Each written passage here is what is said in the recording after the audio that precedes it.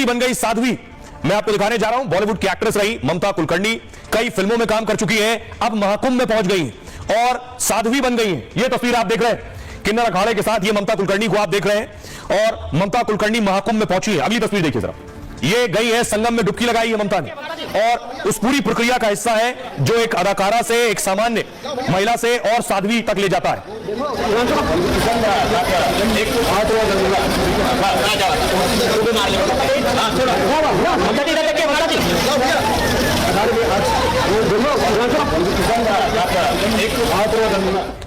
अगली तस्वीर ये मैं आपको दिखा रहा हूं, ममता कुलकर्णी महाकुंभ में जिस वक्त साध्वी बन रही है, ये उस वक्त की तस्वीर है।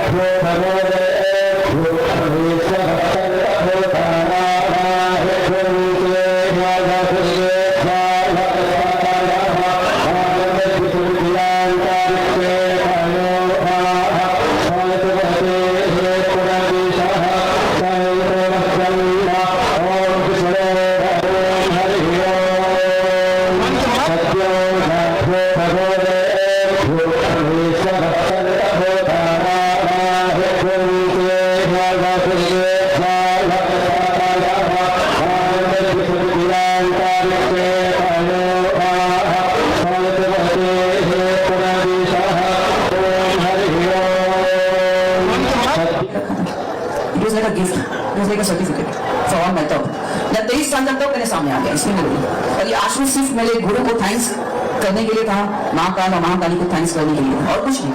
ये आंसू बस वही है।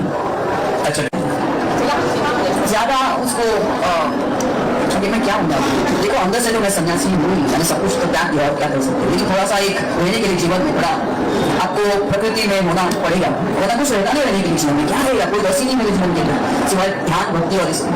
तो थोड़ा सा मैं अपने आपको पहन लेती हूँ कपड़े, मुझे लगता है मुझे पहनना चाहिए। हाँ, कोई बंद नहीं। अब आपको बताऊं कि ममता कुलकर्णी आखिर कैसे महाकुंभ में पहुंची और क्यों वो साध्वी बनना चाहती है।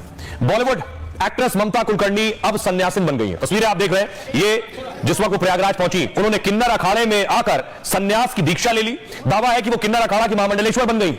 अब वो यमाई ममता नंदगिरी के नाम से ही जानी जाएंगी। हालांकि अभी उनका पट्टाभिषेक बाकी रह गया है। पट्टाभिषेक महामंडलेश्वर बनने के लिए विशेष प्रक्रिया होती है और इस प्रक्रिया में पिंडदान के बाद दोबारा स्नान कराया जाता है और फिर गुरु भभूति कमंडल अपने शिष्या को भेंट करता है। सुनिए जरा क्या कुछ कह रही ममता कुलकर्णी।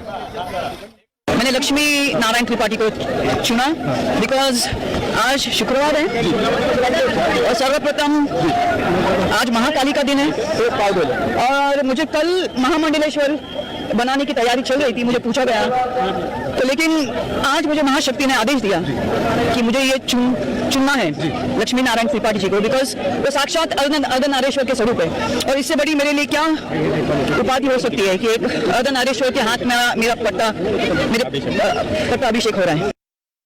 तो महामंडलेश्वर की दीक्षा के लिए कठिन तप और समय लगता है। सबसे पहले दीक्षा लेने वाले को अखाड़े में आवेदन देना होता है। उज्जैन में साल 2015 में किन्नर अखाड़े की स्थापना की गई थी, तभी अभी किन्नर अखाड़े को पूरी तरह से मान्यता प्राप्त नहीं हुई। इसी वजह से वो जूना अखाड़े के अंतर्गत ही काम कर रहा है। आवेदन स्वीकार होता है तो दीक्षा देकर अखाड़े का संत बनाया जाता है और संन्यास काल में अपना जमा सारा धन जनहित के लिए दान देना होता है और इसके बाद फिर नदी किनारे मुंडन और फिर स्नान कराया जाता है। फिर पत्नी बच्चों समेत परिवार का पिंडदान कर विजय हवन होता है और विजय हवन संपन्न होने के बाद फिर गुरु दीक्षा दी जाती है और इसके बाद दूध, घी, शहद, दही, शक्कर से बने पंचामृत से पट्टाभिषेक होता है और फिर इसके बाद अखाड़े की ओर से चादर भेंट की जाती है। जिस अखाड़े का महामंडलेश्वर बना है उसमें उसका प्रवेश होता है। फिर साधु संत और अखाड़े के पदाधिकारियों को भोजन कराना होता है। भोजन कराने के बाद महामंडलेश्वर को दक्षिणा भी देनी होती है। फिर खुद का आश्रम, संस्कृत विद्यालय, ब्राह्मणों को निःशुल्क वेद शिक्षा देनी होती है। यह है इसकी प्रक्रिया। सुनिए लक्ष्मी क्या करेंगे। ममता कुलकर्णी को महामंडलेश्वर बनाने जा रहा है। उनका नाम श्री यमाई ममता नंदगिरी रखा गया है।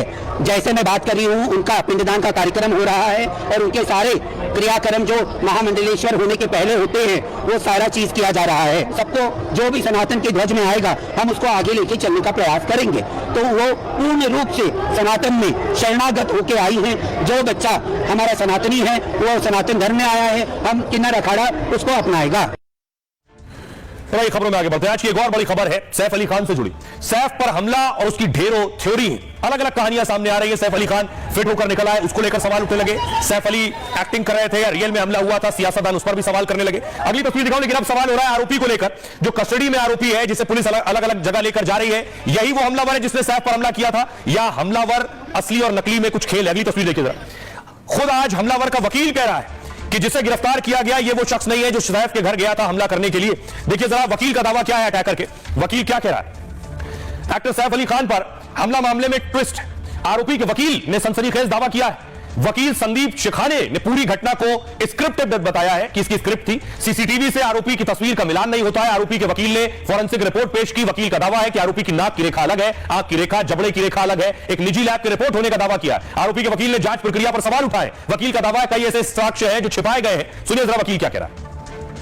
पहली बात तो इन्वेस्टिगेशन और क्वेश्चन जो रिलेटेड है एफआईआर और इंसिडेंट से एफआईआर लॉन्च करने तक बहुत सारा डिले हुआ है। इन्वेस्टिगेशन में काफ़ी कमियां आई हैं जो चार्जशीट में पता चली।